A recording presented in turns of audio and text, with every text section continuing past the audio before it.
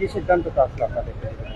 দেখেন, আমরা পেট্রোল পাম্পের কালকে একজন মালিককে তেল উত্তোলন করেছেন বা পাম্পে নেন নাই, এই অভিযোগে ডিবি পুলিশ সন্ধ্যা থেকে রাত 8টা-9টা পর্যন্ত মানে রেখেছিল, আর বসিয়ে রেখেছিল।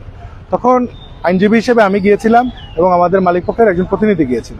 তখন সব কাগজপত্র আমরা হিসাব করে ওনাদেরকে বুঝিয়ে দিতে সক্ষম হয়েছিলাম যে আমাদের এখানে কোনো বিচ্যুতি হয় নাই, এবং সরকারি কর্তৃপক্ষ সন্তুষ্ট হয়েছিল, ডিবিও সন্তুষ্ট হয়েছে, এবং মেঘনা যারা আছে তারাও সন্তুষ্ট হয়েছে।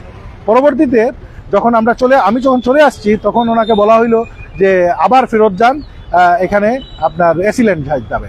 তো এরপরে রাত 1টা পর্যন্ত ওনাকে যতক্ষণ আটকে রাখা হয়েছিল, তখন একটু পরে পরে পুলিশ আসতেছিল, শুধু পুলিশের সংখ্যা বাড়তেছিল। তো উনি তখন প্রশ্ন করেছে যে আমি কি গ্রেফতার হয়েছি কিনা। তখন ওনাকে বলা হয়েছে বলা যাচ্ছে না। এই যে বলা যাচ্ছে না বলছেন, এটার পরিপ্রেক্ষিতে উনি আতঙ্কিত হয়ে ভয় পেয়ে ওনার পরিবারকে ফোন দিছে, ওনার পরিবার আমাদেরকে ফোন দিছে, আমাদের মাধ্যমে আপনার এই যে ট্যাঙ্ক লরির শ্রমিকরা জানছে যে পেট্রোল পাম্প মালিকে খামাখা ধরে নিয়ে গেছে। এই গুজবের কারণে পরিস্থিতি অনাকাঙ্ক্ষিত হয়ে ওনারা রাস্তায় গেছে, তারপরে আসছে। তবে রাত 2টার সময় পুলিশ কমিশনার সাহেব ওইখানে যাওয়ার পরে এটা 1 ঘন্টার মধ্যেই সমাধান হয়ে গিয়েছিল। কিন্তু তত সময়ে আমাদের পেট্রোল পাম্প মালিকরা তো সবাই তো আর সজাগ ছিল না, আমরা মেসেজ এক্সপ্রেস করতে পারি নাই। তো সেটা আমরা রাতেই ধর্মঘট উঠে গেছে, 1 ঘন্টার মতো ধর্মঘট ছিল আনুষ্ঠানিকভাবে। সকালে এটা মেসেজ পাইতে পাইতে সবার দেরি হয়, সকাল 8টা, 9টা, 10টা বাজছে। আর এখন তো আর আমাদের কোনো বিষয় নাই। পুলিশ আমাদের এখানে প্রশাসনের, সিভিল প্রশাসনের সাথে আমরা যে আলোচনাটা যেটা করেছি সেটা হচ্ছে যে ম্যাজিস্ট্রেট সাহেবরা যাবেন ওনারা যাতে কম্পিটেন্ট হন, অর্থাৎ অভিজ্ঞ হন।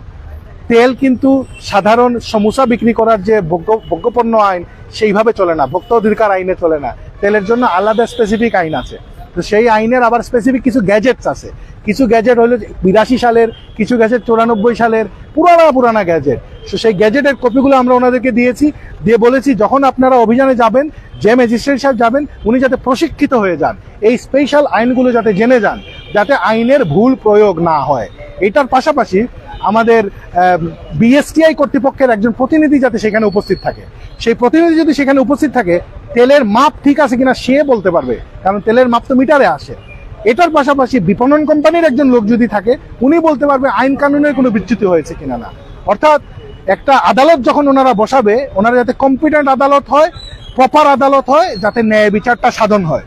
ওনারা এটার সাথে একমত হয়েছেন এবং ওনারা বলেছেন পরবর্তীতে যে ম্যাজিস্ট্রেট যখন যাবে তখন তাদেরকে যথাযথ প্রশিক্ষণ দিবে এবং যথাযথ লোকবল সাথে দিয়ে পাঠাবে, যাতে আইনের সুষ্ঠু প্রয়োগটা হয়। এটাই আমাদের বক্তব্য ছিল, কোনো দাবি ছিল না। কারণ এটার পরিপ্রেক্ষিতে ওনারা এই সিদ্ধান্ত নিয়েছেন বলে আমাদের আশ্বস্ত করেছেন। পাম্প মালিক ছাড়াও আরো বিভিন্ন নেতৃবৃন্দ দেখা, আর কারা ছিলেন এখানে? এখানে পাম্প মালিক বলতে বিভিন্ন পেট্রোল পাম্পের সাথে তো সিএনজি অ্যাসোসিয়েশন জড়িত, বাস মালিক জড়িত, ট্যাঙ্ক লরির শ্রমিকরা জড়িত, পরিবহন শ্রমিকরা জড়িত। এর পাশাপাশি রাজনৈতিক নেতৃবৃন্দরা ছিলেন, আমাদের সিটি কর্পোরেশনের প্রশাসক সাহেব ছিলেন, আমাদের মহানগর বিএনপির সভাপতি সেক্রেটারি সাহেব ছিলেন, বদরুজ্জামান সেলিম সাহেব ছিলেন, বিভিন্ন পুরা সামাজিক আরো বিভিন্ন মান্যগণ্য ব্যক্তির এখানে উপস্থিত। সবাই তো এটা নিয়ে শঙ্কিত যে কি কারণে পাম্প বন্ধ হয়ে গেল, আমরা কি ঝামেলা দেওয়ার জন্য পাম্প বন্ধ করলাম নাকি। না, বিষয়টা সেটা ছিল না। বিষয়টা ছিল ওই যে একজনকে গ্রেফতার করে নিয়ে যাওয়ার গুজব আসছে, এটা থেকে পরিবার আতঙ্কিত হয়েছে, সহকর্মীরা আতঙ্কিত হয়েছে, এই তিল থেকে তাল হয়ে গিয়েছে। এখন স্বাভাবিক, ওইটা কালকে রাতেই স্বাভাবিক হয়ে গিয়েছিল, কয়েকটা পাম্প খুলতে সময় লেগেছে।